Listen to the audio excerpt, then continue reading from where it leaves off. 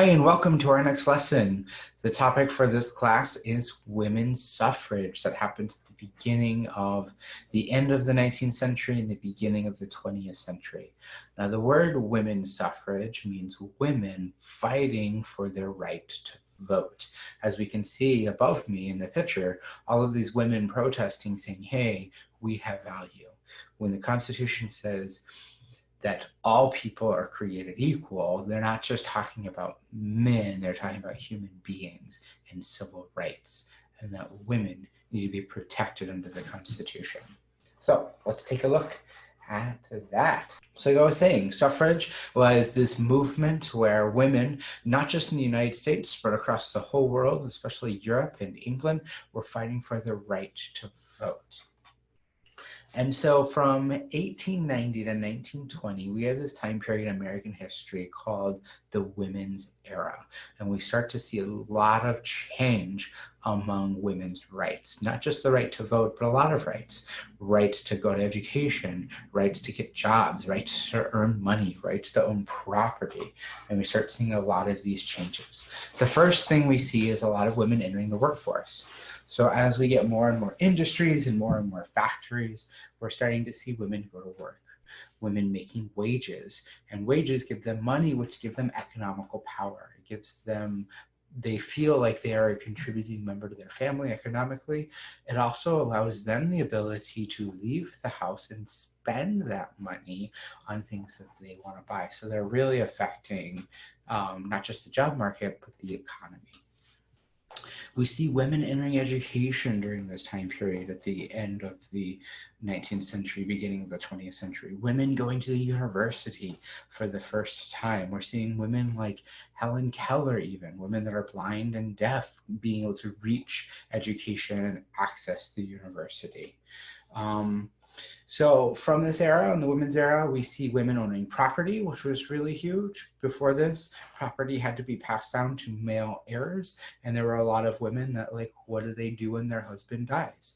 What do they do if they're not married? What if they do if they only have sisters and there's no male in the family?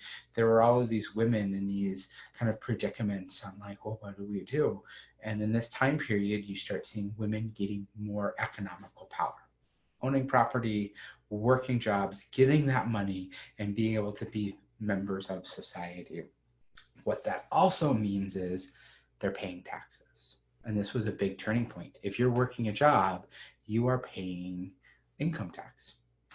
If you own property, you are paying property tax. So you had all these women participating and paying into the tax system, but did they have a way to vote on what taxes to approve or not to approve? Could they express their opinion on how the United States government should formulate its tax laws? They could not. And they felt it was very unjust that they were paying into the tax system and had no way of actually contributing to the lawmaking process of taxes. So making money. So we've talked about this before, kind of this cycle of economy. That you have factories pay their workers' wages. Those workers then go to the community and buy products with their wages, which then leads back to the factories. But now that we're seeing more women in the workforce at this time period, and they're getting money, they're getting wages, and they're going shopping, industries start to think, well, what do women want? What products do women want? What would women want to buy? And so you really start seeing female fashion explode during this time period because women have this money and they get to go shopping and they get to spend their money. You also see a lot of like home appliances where women were wanting to buy appliances to make their life at home easier, such as the first washing machine and technology. And so by women entering the workforce and getting this money, you start seeing a huge impact on the economy, on advertising, where companies start actually targeting female customers because for the first time in history, females have access to money and are actually participating in that flow of money in the local economy. And so by the 1900s, by 1900, 5 million women were working for wages in the United States. Now, that's definitely a lot lower of men who are still working. We definitely see this is a minority. It wasn't mainstream that all women were working, but we're seeing more and more of them. And 5 million is a very substantial population of women making wages, paying their rent, buying their food, and going shopping. Part of this was women going to the university. They were then able to get into jobs that required higher levels of education as well. We start seeing women getting in jobs as educators and teachers, women starting to get into the field of healthcare. So jobs, going back to that, women getting trained in healthcare, for example, as we start getting more women going to the university, studying healthcare, going in as nurses, nursing assistants, that starts to have a huge effect on the US medical system, because as more women enter that field as professionals, services for women tend to increase.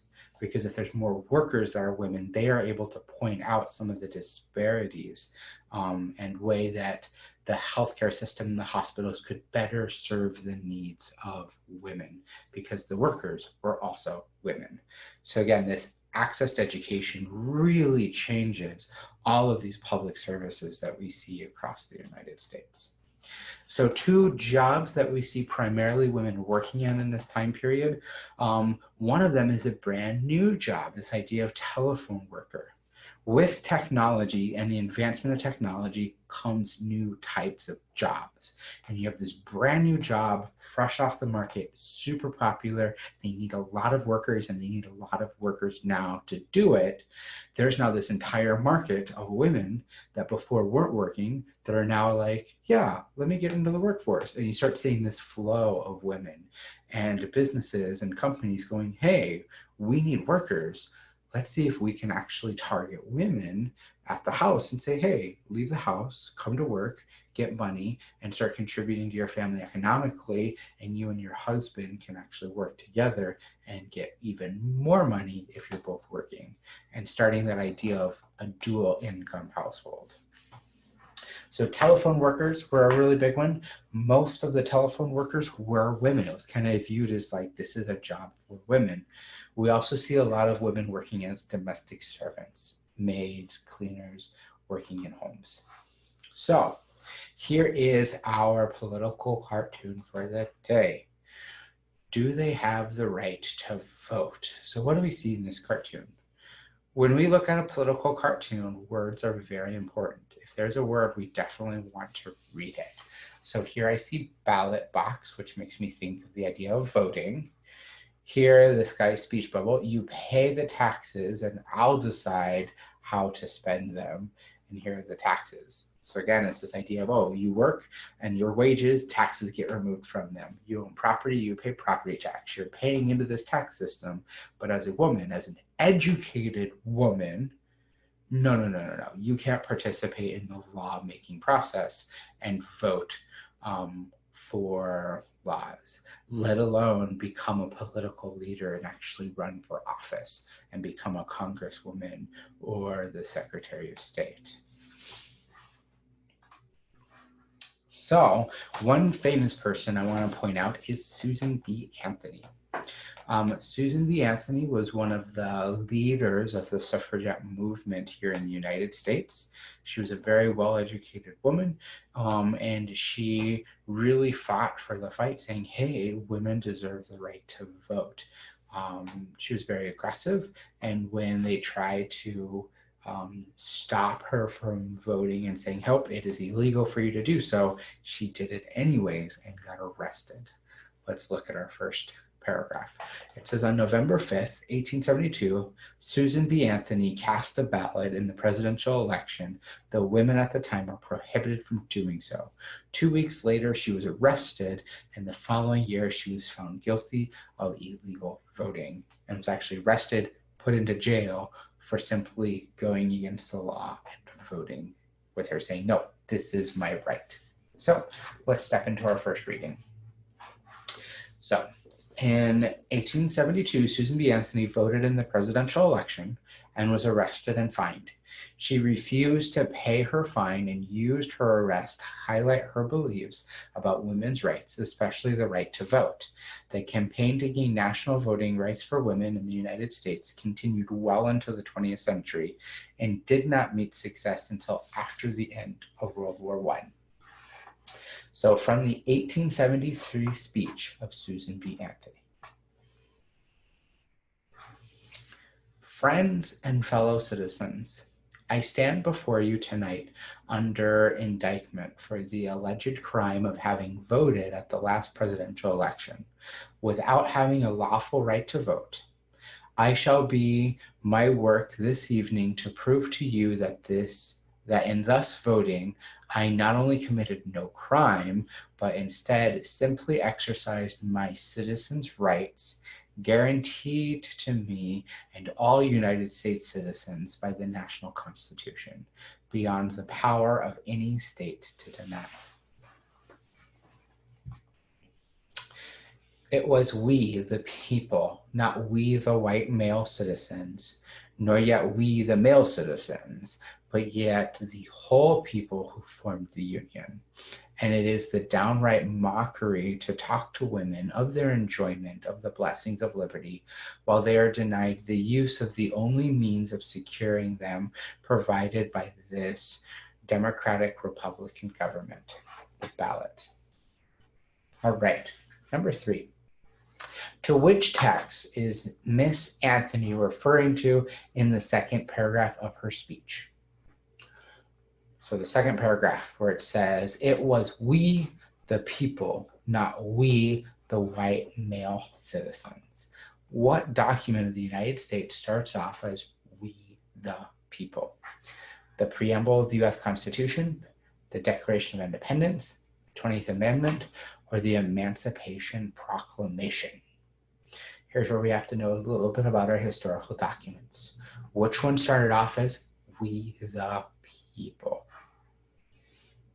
The answer is A, the preamble of the U.S. Constitution. The beginning of the U.S. Constitution starts off as we, the people.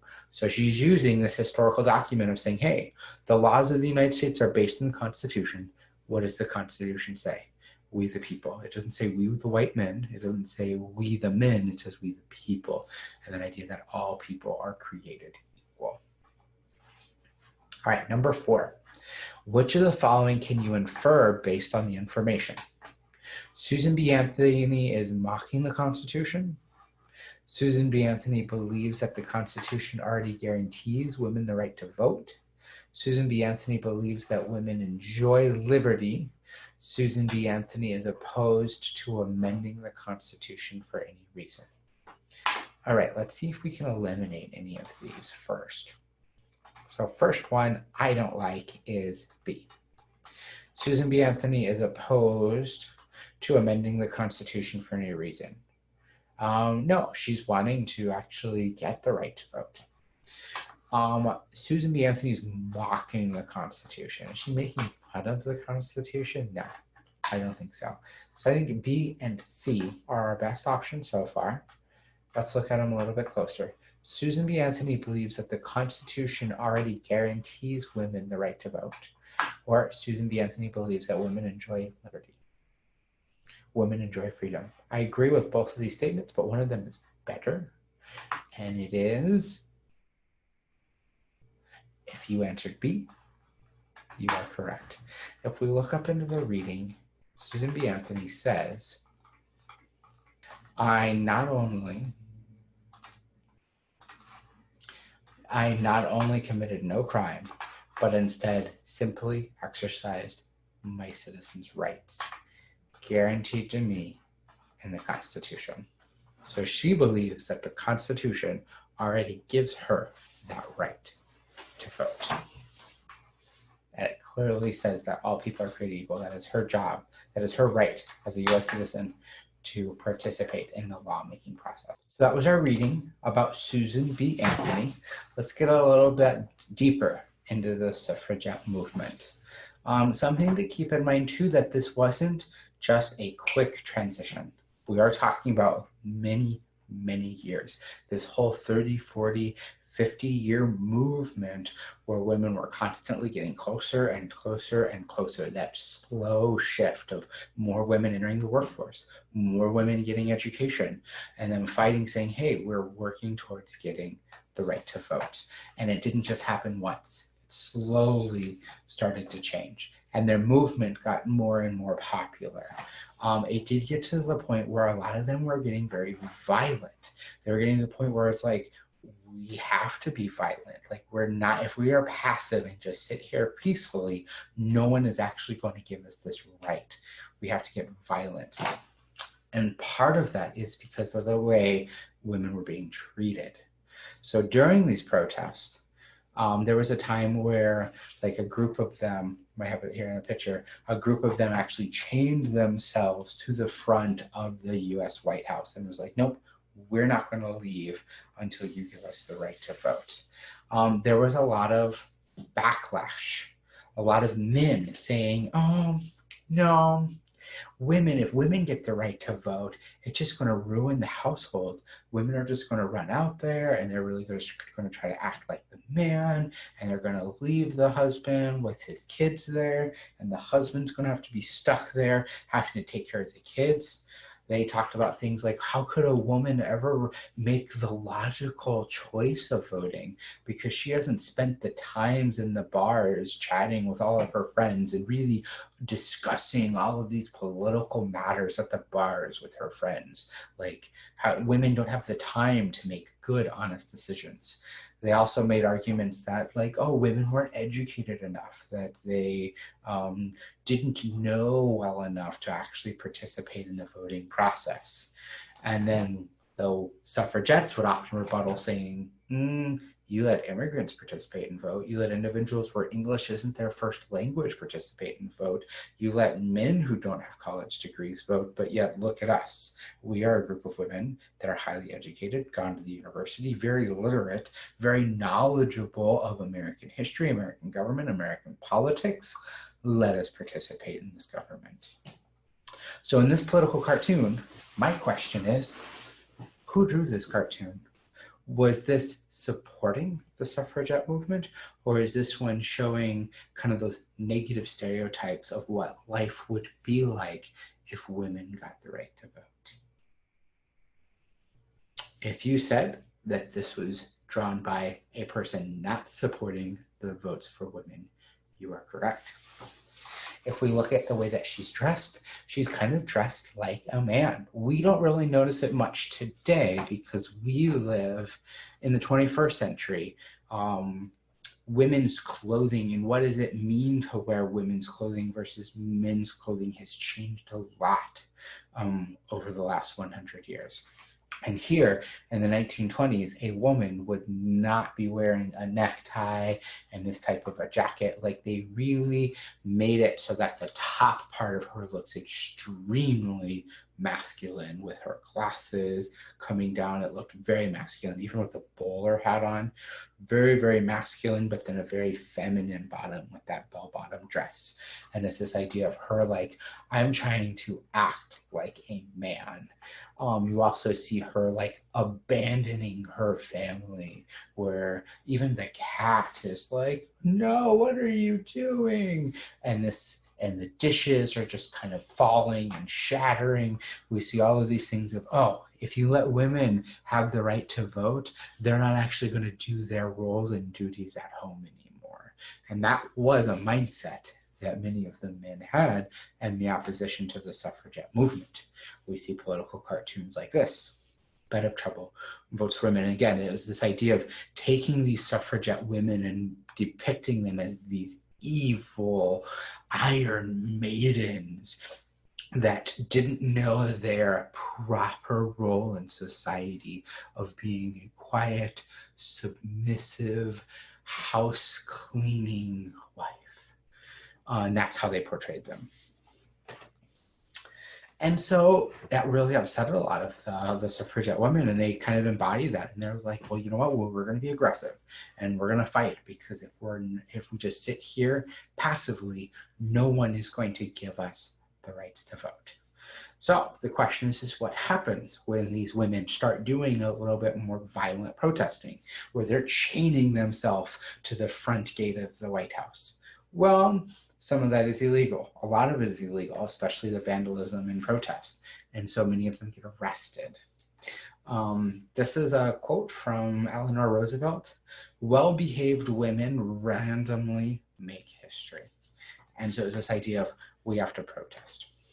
So a lot of these women get arrested. They get thrown into jail for breaking these laws, just like Susan B. Anthony, that she broke the law by participating in the vote, and she ended up getting arrested and going to trial. So we're seeing all these suffragette women going to jail. Many of them went on things called hunger strikes, where while they were incarcerated, they were like, I am being mistreated because I got arrested because I simply want something that is a human right, something that I should naturally have. Nothing about me makes me inferior to men in a way that they can vote and participate in government and I can't as a woman. And since they were actually getting arrested and thrown into jail, they continued their protest even within jail, saying, well, you know what? I'm not going to eat. I'm just going to sit here and I'm going to starve. I'm not going to drink. I'm not going to eat. And then you're going to have all these women dying in your prisons, which is going to look really, really bad. So then the question is what do you do? As a prisoner guard and as a warden, you have all these women refusing to eat, refusing to drink, in protest, being like, well, we're just going to die. And that's going to look terrible, of all these women just dying in prisons because they're not eating. So what do? They actually do a thing called where they actually force the women to eat. They would often take like warm milk and they would take hoses through their nose, down into their stomach, and they would actually pump food into their system, forcing them to eat so they wouldn't actually die. I think what a lot of people I've heard comment on this photo that is the most appalling is how many of them are women holding her down. That you see people being suppressed, suppressing the suppressed.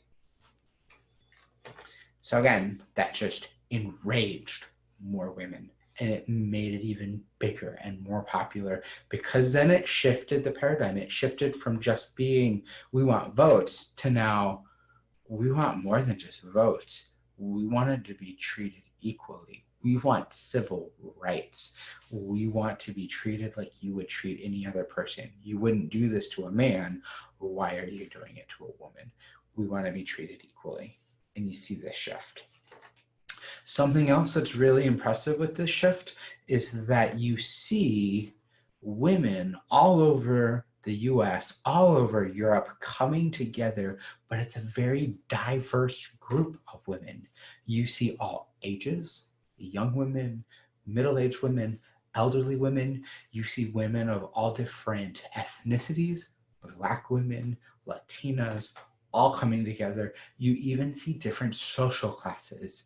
You see poorer women, middle-class women, rich women. This idea of women's equality united everyone who was female, and they came together saying, no, we want equal rights. And so it really unified them. Age, ethnicity, gender, social class, levels of education. We saw everyone and they were like, we're all the same. We're all women. We're all human beings and we deserve these human rights. One movie that really depicts this beautifully was made in 2015, and it was called Suffragette. And this movie focuses mainly on the suffrage movement in the UK, but it's happening around the same time in history. And they use the same imagery, the same colors, and there's a lot of connection between the two of them. Women should not exercise judgment in political affairs. If we allow women to vote, it will mean the loss of social structure. Vote for women! Fight for women! Vote for women! Arms up. Keep looking. You work at the laundry? Part-time from when I was 7, full-time from when I was 12. We meet Mondays and Thursdays if you're interested. You a suffragette, Mrs. Elliot? I consider myself more of a soldier. As Mrs. Pankhurst says, it's deeds, not words, that will get us the vote. We've identified weaknesses in their ranks. We're hoping one of them will break. They're saying she's to speak. This is a deliberate escalation. This has to stop.